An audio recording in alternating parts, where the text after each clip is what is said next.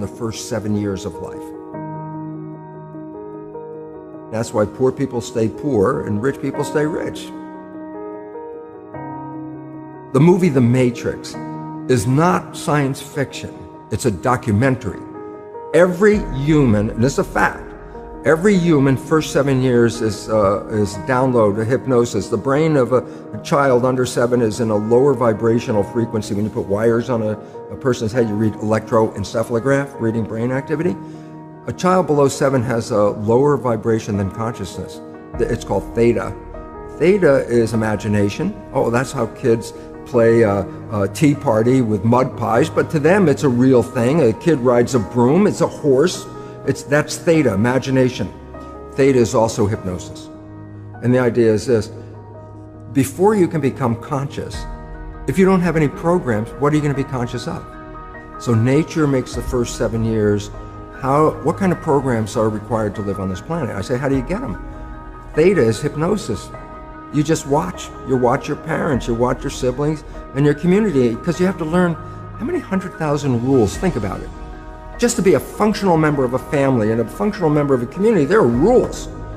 Teach an infant these rules. I say, oh, you don't have to. First 7 years, they observe it and just download it.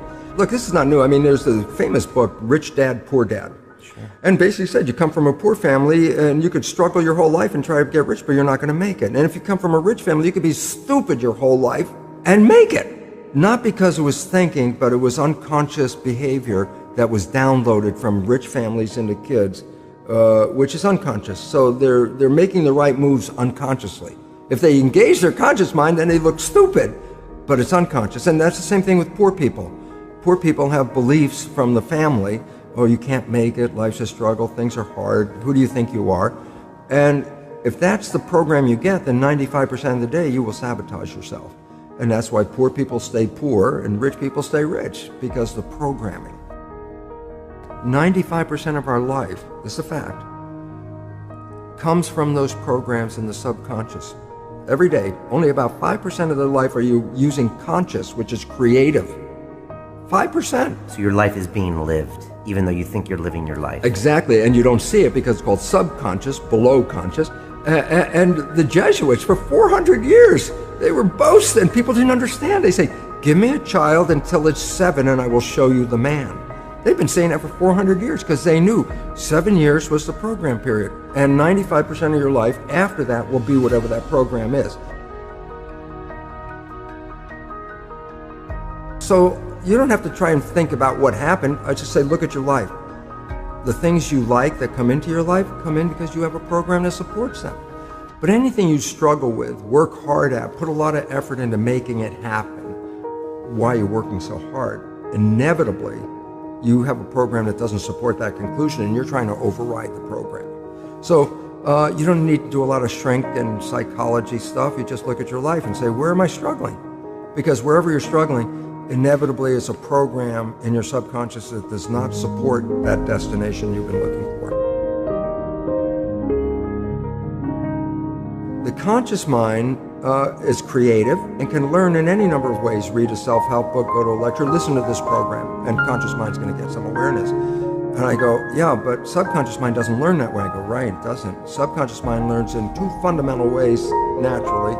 Hypnosis, which is the first 7 years, and after age 7, how do you put new programs in? Repetition, practice. You want to drive a car, you didn't learn how by just getting in the seat and put the key in. You had to practice driving the car. You want to learn the alphabet. How many times did you go from A to Z? Try to go to A to Z before you can complete it. And once you completed it, you didn't have to go back and do it again. So 2 phases. You want to train the subconscious mind, hypnosis, repetition. I like the last one because there's a new phrase that's bandied about called fake it till you make it. Meaning, if you're not a happy person, I say, you want to be a happy person? Then repeat all the time, I'm happy, I'm happy. I say, well, you don't look happy or anything. I say, no, who am I talking to? By repetition, I'm talking to subconscious.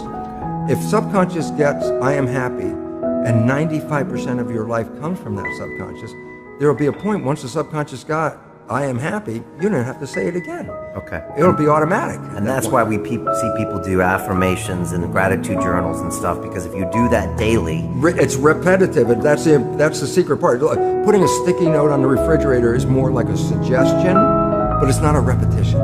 So it doesn't work very well. But you have to do... Repetition is a habit. It's making habit. So you got to do something religiously in the sense of repeating it to make it work.